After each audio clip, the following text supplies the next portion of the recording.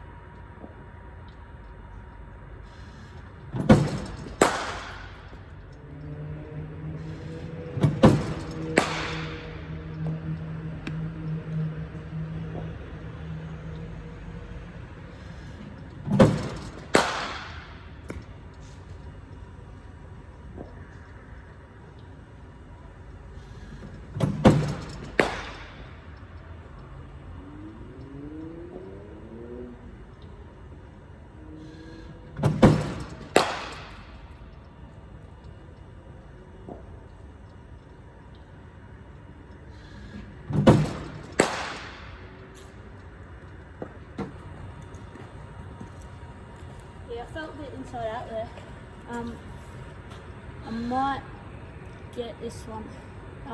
Yeah, so I might actually try and hit him straight back where the bowler come from, rather than right through the covers, even though it's that swinging going that way, because I'll get into the line a lot better. So rather than going going there a little bit, if I can just get out to the line and go bang where it came from, angled back, I reckon I'm getting into much better position.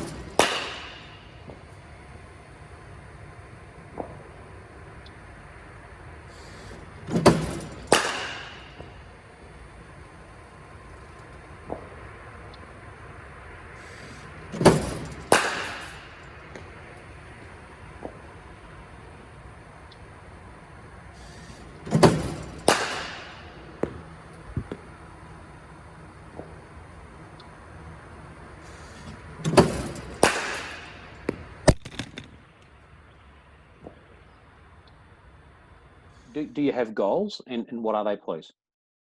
Yeah, so on a club level, which is probably what my number one driver is at the moment, is I'd love to see our girls make finals. I think you never know what happens once you're there. I'm not one to say let's win the flag or do any of that stuff. I just like the concept of making finals, and that's something that's one step ahead of what we did last year. Yep. Personally, another one team-based is, it's a bit weird. I've never set a goal like this before, but it really does motivate me. I want to see one of our young girls make 100. So I don't know what that looks like from my perspective, but if we can create the conditions and the environment and foster because I'm heavily involved in the planning and the working with Kim, I just think that'd be really cool. Well, what outstanding goal! You get a chance to see that. Yeah. How does that impact the group? What happens then? Oh, it's massive. It's because the biggest thing last year is I couldn't tell you exact numbers, but I know between Una and myself, we got around 700 runs each. Yep. I think the rest of the team added together wouldn't have even gotten close. Just from experience, once the players see that happen, that creates, from a coaching side, that creates an unmeasurable element, which is called belief. Yeah. Because you just don't know properly how that's going to inspire, motivate, or drive others. And so often, where if I've been involved with a club and there'd been a poor team, a nurturing, a growing team, once somebody does that, all of a sudden it lifts. And particularly if it's someone who hasn't done it before. Yeah. Oh, excellent. So unfortunately, lockdowns happened in Melbourne and means no pre-season training at a club cricket level. But what we're doing at Ringwood is running a 6-week program on Zoom where the girls can connect, we'll play a few games, have a bit of fun. Obviously, we haven't seen each other in a while, so I'm really looking forward to seeing everyone. We're expecting about 30 on the call tonight, and what I'll be doing is running through some basic mental skill concepts and then expanding that over the next 6 weeks. And I think that's something that will give the girls a lot to consider and a lot to improve on and off the field. On the other hand, if you don't like slow bowling, the chimp might get to more of a freeze rather than a fight. Okay, so it might be, oh my God, it's that slow bowler that keeps getting me out. Okay, so first thing the chimp says, you get emotional, so feelings, which means that you might tighten up, you might get really nervous, you're distracted from what's important now. Okay, then the human comes in later and says, okay, well, I might get out to this person in the past, but what's important now? You'll hear me say that a lot. Okay, so it's always coming back to what do you need to do now? How do you bring your emotions down to then be able to execute? Okay, the issue is in the timing. If you're under pressure, it's really hard for this human to step in. Okay, and if you don't create space, so we call it the space between stimulus and response, or like the eye of the hurricane, there's a few different words we can use. If you don't create space for the human to come in and actually tell you what to do, you're going to end up making bad decisions, okay? But then there's this last little bit of performance, okay? And that's the computer. So it's your subconscious or unconscious brain, okay? The reason we call it a computer is because it doesn't actually think, okay? So this is what's automatic. It's automatic habits. So when you're driving your car, or you say you're really, really good at pull shot, that's probably because that movement is more ingrained in your subconscious brain. So the way we get things in there is purely through repetition. Okay, the other thing that happens in the subconscious or the not thinking brain is the zone or flow state. So your subconscious mind can't actually deal in negatives. It just takes words as it is. So when we're training, or when you hear a coach or whatever it is, your parents saying, no, don't do this. Don't hit it over the top. Don't sweep. Don't bowl a wide.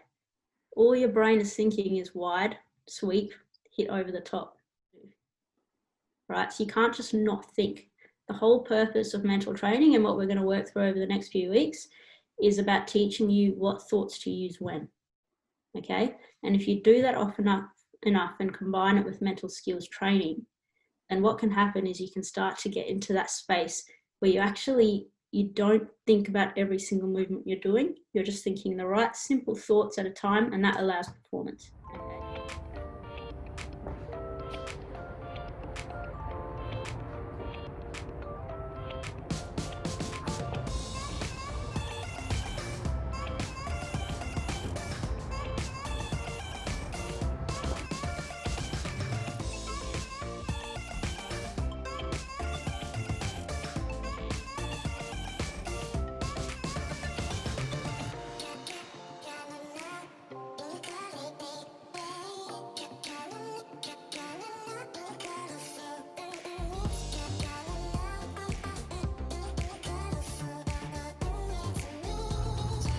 I actually was lucky enough to have a session with Fawad Ahmed recently. He explained a lot. So in terms of coming closer to the wicket, it's better for your wrong-un because what happens is the ball will go out according to the batter's eye line. So if I'm the bowler here, out and then come back in. Yep. If you bowl your leggy from wide, it goes in and then goes out. So changing that slight alignment is huge. And the other thing wrong is your release point is slightly higher. Mine is fairly similar, but that's being slightly higher. It doesn't matter. Like this doesn't come into it as much, which is why I get a bit more. That's cool. Yeah. Get to work with Fawad. How good's that? That's awesome. The man knows everything. He's a genius. Oh, he's genius. Is he bowling already? Yeah, he's been bowling for a while. Yeah. Oh, no stopping for that. No. did he tell you did he share with you what his typical daily routine is when it comes to bowling? No, not particularly. It's 200 balls. Wow. So Fawad's typical practice session, whether it be pre-season, early season, or during the season, when he goes to practice, his base volume is 200 balls. What's that like? That'd be 33 overs. 30 something overs, 33 overs. That's his base volume. He's very firmly the belief, and he'll do all his cardio work, he'll do his gym, lots of stuff. Yet he's firmly the belief that you get better from bowling. Right. The more you bowl, the better you get.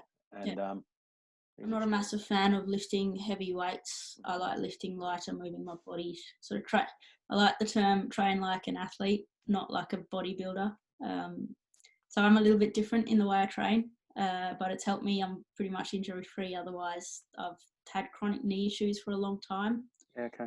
But they've pretty much disappeared, and so I'm going to keep doing what works. Why they disappeared, do you think? I'll just be more efficient in my movement. So I think a lot of traditional, could go on a tangent here, but I'll keep it brief. A lot of traditional training methods are very much straight up and down, bilateral. I call it Lego man training. So it's like, the little Lego mans. Whereas, those specific movements, you get stronger and stronger and stronger. So my quads get really, really strong. But then I'm not using my glutes, my hammies properly because I'm not efficient in the way I'm moving. So my core wasn't working, my pelvis wasn't working. So adding in a bit of Pilates and then a bit of functional movement in terms of cable work, kettlebell work to get everything firing correctly. Funnily enough, I'm producing more power now, lifting less weights. Able to run faster, and also I'm interested. I haven't tested this yet, but I'm very excited to see how it translates into power, bowling, and batting. Okay, taking into a full split squat. TVA breathing in on the way down. We come all the way up to create the rotation and calf raise. We're trying to get oblique sling activation with calf raise. Good.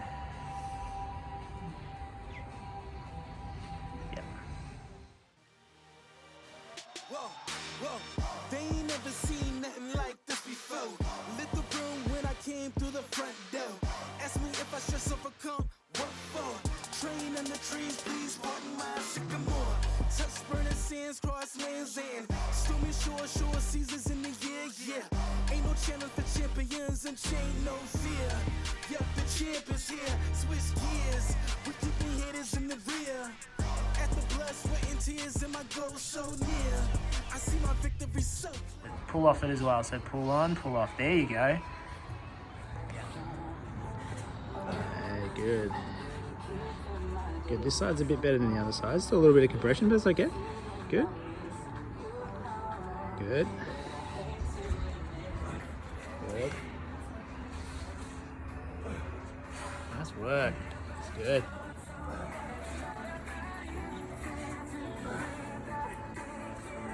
Rotate. Good. And you'll see, just try not to collapse here. So we're always trying to go tummy in, ribs open. So it's just imagine you're on a skewer. So when you rotate, it's a direct rotate on a skewer. You can see it kind of compress through this side here. So try and feel like you're keeping that right shoulder or that right rib cage open or up. Keep it up, keep it up. Good. Good, keep going. That's a bit better, good, good. Up. That's it, tummy in. As coaches, how can we be better for you, do you think, please? Because you're now going into a space where anybody who steps into the rep sort of level, all of a sudden you've got extra voices around. Yeah. All meaning well, all well intended. Yet, some players it can become really overwhelming. And one of the interesting sort of balancing parts as a coach that you only learn with time is when to say nothing. Yeah. So how, this is more of a forward-looking question, but how do you believe coaches, how can we be better for you ahead, please? I think it's just reminding me of who I am and what I do, because I do have that tendency to, when you go into that high performance environment, you've got all, especially this one where you've got 6 contracted Australian cricketers, a few others that have played for Australia. There's a lot of really good cricketers around. To start either comparing yourself to them or trying to bat like them is something that it tends to be really sneaky. It's like you watch, and because I love cricket and I watch a lot of cricket, and you see, I don't know, Meg Lanning go inside out over cover because that's her strength. It's like, oh yeah, I'd love to do that. And it's like, wait, that's cool, but that's in your 20%. So it's just reminding me of what's my 80%. Yeah. And then I do that really well. But then also at the same time, because I have had a good season, to keep challenging any form, if you see any complacency, just to keep saying, hang on, just keep pushing the margin, just keep pushing the envelope within your bubble. Yeah. So in that, look, that's a great answer. And that's to one hand, that's a wonderful, focused, simplistic answer, reminding me of who I am and what I do. Yet that I find exceptional because it reminds me as a coach that I've got to make the effort in knowing you as a person as much as a cricketer. Yeah. And if we can form that bond between us, then we're on the way. Yeah.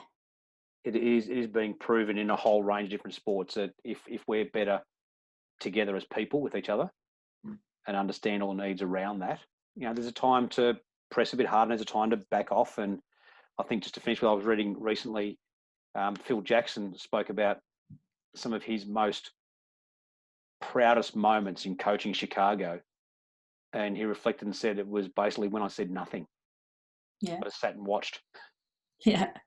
Because that's it. That's you've got complete trust between all parties that what needs to happen will happen. It'll find a way.